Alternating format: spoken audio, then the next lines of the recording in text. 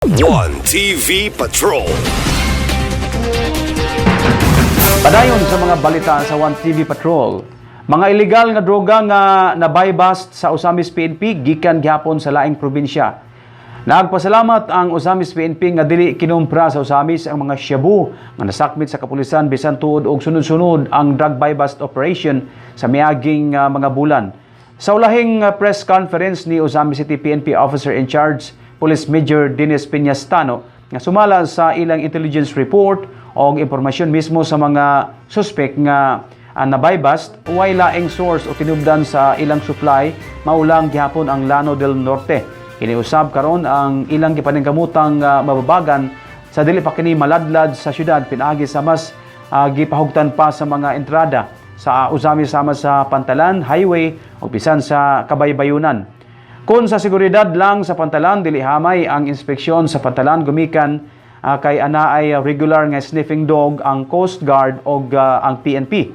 Apan nasayod ang tanan kung unsa kaduol ang baybayon sa Llano del Norte o baybayon sa Osamis nga mahimo lang kining sakyan o pump boat dili usab mabantayan ang tanan sa PNP Maritime.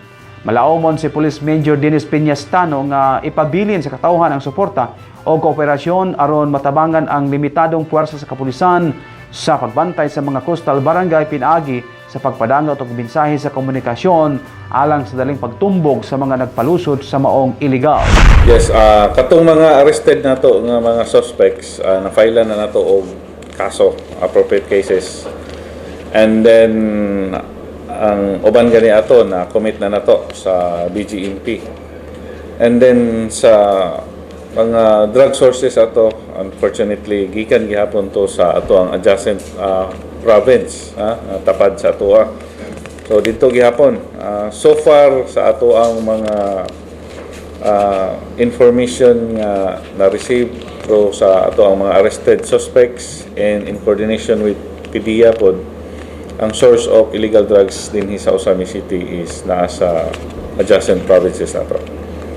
TV Patrol. One TV Patrol. One TV Patrol. One TV Patrol.